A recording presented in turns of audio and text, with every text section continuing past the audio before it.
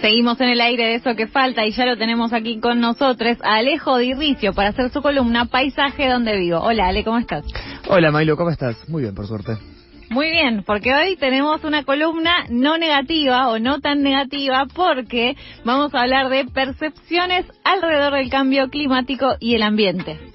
Exactamente, me quedé pensando la última vez que me fui con un reclamo de buenas noticias y me quedé pensando específicamente aparte con lo complicado que es al estar cubriendo ambiente en el contexto social y global actual. Claro, ¿cuál sería una buena noticia para contar, no? ¿Qué tenemos de buenas noticias? Las tendencias que uno ve atravesar en los teléfonos hablan de crisis social, de guerras mundiales, en términos de ambiente específicamente hoy en día, ¿qué podemos llegar a traer o qué podemos llegar a traer a esta mesa que pueda cumplir esas dos condiciones? En un principio, retomar mínimamente lo que hablamos hace unas semanas de subsidios y de la tarifa eléctrica y las tarifas de gas. La reactualización de la canasta básica familiar de marzo dejó que muchas personas que habían perdido el subsidio a la energía y que en este momento eran a nivel energético considerados nivel 1 como de altos ingresos, al reactualizarse la canasta básica van a poder volver a pedir los subsidios. Así que atentas todas las personas que hayan... Es buena noticia, no porque implica en realidad que sos más pobre de lo que se consideraba que eras, en realidad, pero... Bueno. Sí, en realidad vos estás igual, digamos. Sí. Tu categoría o tus condiciones de vida no cambiaron. La lectura externa. Claro, a nivel en términos energéticos hay un reconocimiento de que no sos el opulente magnate que está calentando su pileta en el invierno, sino que... sos un laburante que está llegando como puede a fin de mes. Totalmente, así que atentos y atentas a todas las personas que hayan perdido los subsidios. Googleen, hay un montón de páginas de diarios que rápidamente salieron a volver a publicar notas sobre el tema, sobre cómo volver a pedir los subsidios y cómo acceder. Si bien se está definiendo la división entre nivel 2 y nivel 3, muchas personas que eran consideradas nivel 1, o sea que no merecían ningún tipo de subsidio, ahora vuelven a... Así que la primera buena noticia viene de la mano de la coyuntura. Y lo otro que me parecía pertinente hablar, también en términos de buenas noticias y en términos de saber dónde estamos y qué lugar en realidad está teniendo el ambiente, el cambio climático, la crisis climática, todos los temas que conectan lo socioambiental hoy en día en una agenda política que cada vez tiene menos margen para eso. Salió un informe que me pareció muy interesante comentar la semana pasada de la consultora que se llama Sentimientos Públicos. Por lo pronto tiene algo a distinguir, la consultora la dirige Hernán Manoli, es un periodista de mucha trayectoria, y tiene alguna distinción que no se concentra solamente en datos cuanti, o sea, en datos medibles específicamente en números, sino se concentra precisamente en medir determinados valores y determinadas tendencias que está atravesando la sociedad. Ahí su nombre, Sentimientos Públicos. Hicieron una encuesta muy interesante que la llamaron La Angustia Ambiental. Le pusieron análisis de una preocupación subterránea de los argentinos en tiempos de dengue. ¿Por qué el título? Porque un poco la raíz o lo que les motiva a ellos a empezar a averiguar dónde está el parado el tema del cambio climático, el tema de la crisis ambiental en la conciencia de las personas es la pandemia de dengue que estamos atravesando y el mal manejo al respecto de ella, digamos. Incluso el día de ayer, el domingo, salió otra encuesta de una consultora más orientada a lo político, que se llama Suban Córdoba, que coincidía que la gran mayoría de los argentinos interpreta que se está manejando muy mal la epidemia de dengue y más del 65 o el 70% consideraban que el Estado tenía que salir a vacunar masivamente, como había sucedido en su momento con sus bemoles durante la pandemia de COVID-19. Pero el dengue lo que trae de nuevo a colación es los colapsos sistémicos, las rupturas en los balances ambientales, los cambios en lo más percibido por las personas como el ambiente, que no es solo el clima y lo meteorológico, sino determinadas condiciones de vida y determinadas condiciones en las cuales los ecosistemas en los cuales estamos insertos van cambiando. Y que además no solo van cambiando, sino que además van permaneciendo. Porque antes tal vez la epidemia de dengue, acá por lo menos en la ciudad de Buenos Aires, porque digo, en el norte o en el litoral ya era una epidemia hace mucho tiempo, pero acá en la ciudad de Buenos Aires es epidemia hace no tanto. Y eso es, me parece, entiendo que está vinculado a esto, a los cambios que hay en el ambiente, a la falta de criterio, a la falta de algunos cuidados que debería tener el Estado, tanto de la ciudad como el Estado Nacional, y que entonces eso que antes era una cosa que sucedía cada tanto, ahora ya es algo permanente.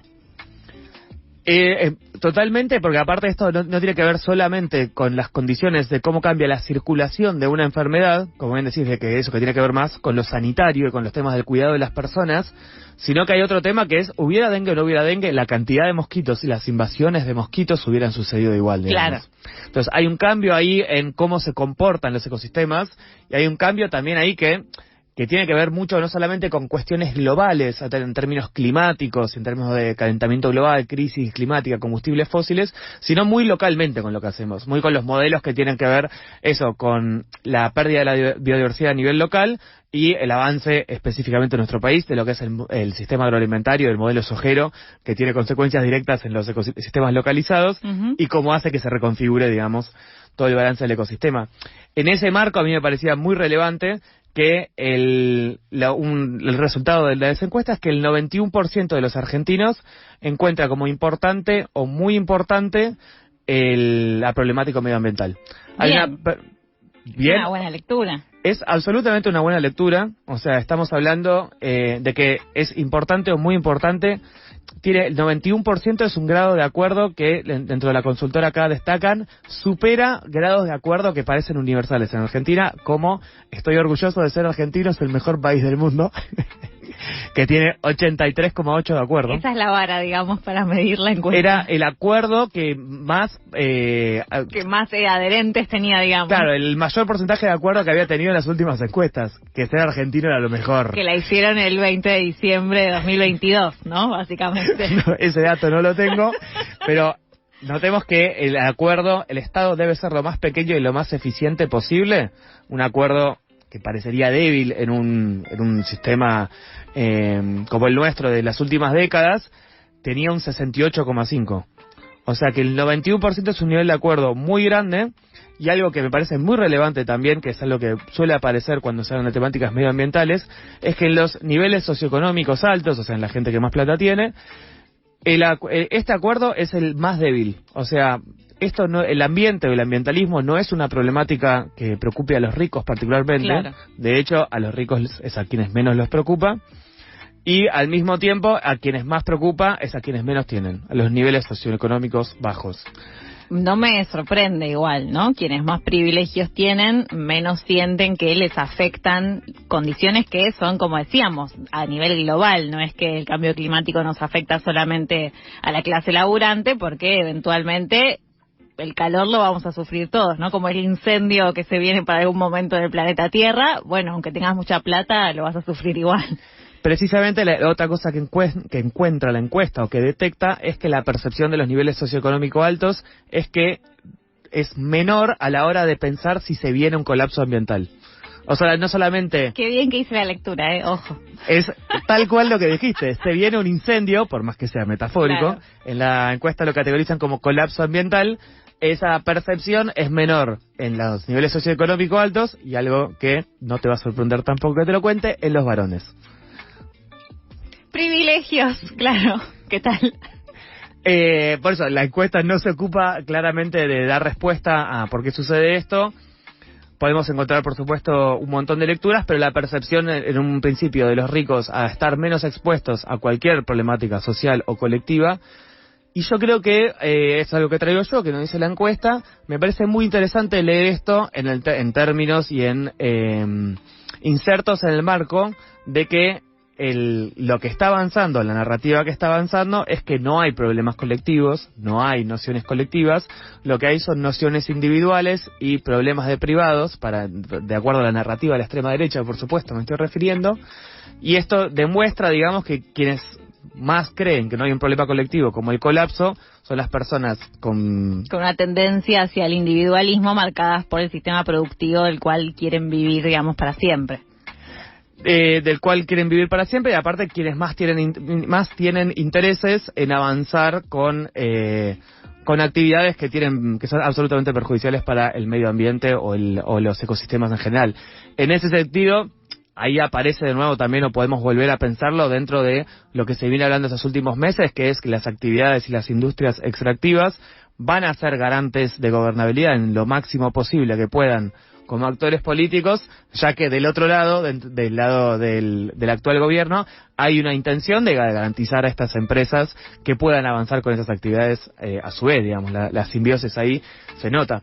Y me parece relevante también que acá tenemos un desfasaje en términos de percepciones, porque quienes más consideran que hay una contradicción o una tensión entre ambiente y desarrollo es la clase media. O sea, lo que encuentra la encuesta es que un 43,7% de la población está de acuerdo o muy de acuerdo en que hay que elegir entre cuidar el medio ambiente o el desarrollo industrial, y no es posible hacer las dos cosas al mismo tiempo. Quienes están muy en desacuerdo con esto y entienden que las dos cosas van de la mano son, de nuevo, los niveles socioeconómicos más bajos y las mujeres. En la encuesta, por supuesto, hace una división binaria entre varones y mujeres. Sí, ni iba a preguntar porque me parecía que estaba cantado que iba a ser así, pero...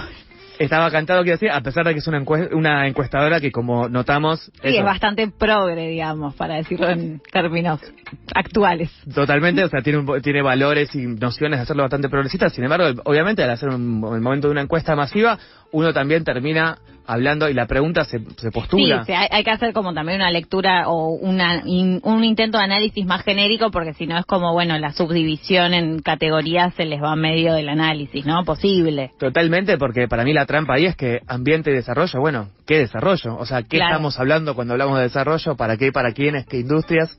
Es imposible, digamos, pretender de una encuesta a nivel masivo que tenga... No, claro, tantas respuestas, ¿no? Porque si no la hubiésemos hecho hace cuánto la encuesta. No, que tenga esas distinciones, pero para terminar, digo, para redondear un poco, a mí me parece que lo más interesante de esta encuesta y lo que encuentra es que la gente tiene la capacidad, y también por el mismo tiempo después hay otra pregunta, si hay que sacrificar o no los ecosistemas para avanzar en términos económicos.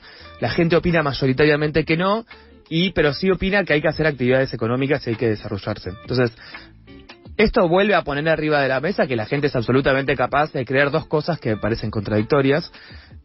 Por supuesto, esto no es un juicio moral sobre la gente o algo así, sino que lo que más nos revela esta encuesta, que lo que más se busca desde la política y desde los actores estatales que tienen que dar respuestas a las grandes estrategias del país, es una inventiva y una imaginación para poder superar esa dicotomía. No es que a la gente no le importe el ambiente, y la gente no está queriendo sacrificar el ambiente. Claro, que, en bueno, pos del deforestemos todo para tener más puestos de trabajo. No es lo que estaría pensando la mayoría de la gente encuestada en esta encuesta, valga la redundancia. Totalmente, pero en ese sentido me parece que hay una demanda de imaginación, hay una demanda de soluciones, hay una demanda de gestionar la diferencia, hay una demanda de la política, y por lo pronto me parece también como lo traigo en un marco de noticia positiva, porque la semana pasada yo había visto una encuesta similar en Estados Unidos, o sea, más enmarcada por supuesto dentro de categorías estadounidenses, pero que el escepticismo climático es lo que prima en Estados Unidos. O sea, hay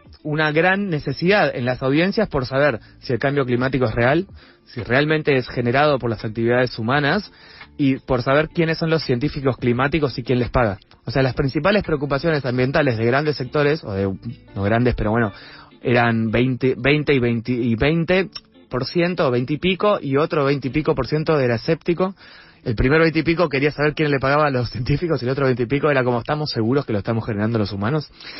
Así que en este sentido me parece como hay un gran diagnóstico de que en Argentina hay un montón de potencial, de que esto va a seguir siendo... Me parece eso muy revelador de que lo que está sucediendo es que no es que la sociedad se volvió negacionista climática porque haya votado a Milei. Digo, porque esta vieja pregunta, o bueno, vieja, tiene 4 meses, ¿no? ¿La sociedad se volvió de derecha? Ya parece mucho tiempo, por eso es vieja la pregunta. Sí. Para mí han pasado varias vidas.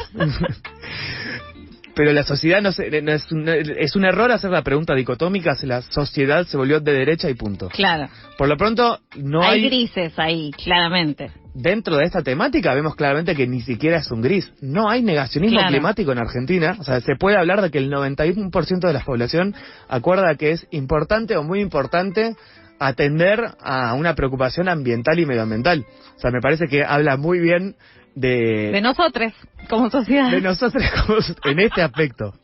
Por supuesto. Por eso. Y en aras de eliminar el binario, si la sociedad se volvió de derecha, seguro que podemos decir que la sociedad no se volvió negacionista del clima, del ambiente, de las preocupaciones medioambientales en general. Gracias, Ale. Nos vemos la semana que viene, ya de nuevo con malas noticias, pero bueno, es la que nos toca. Con noticias, voy a decir. Bueno, me gusta ese anuncio, me parece muy bien.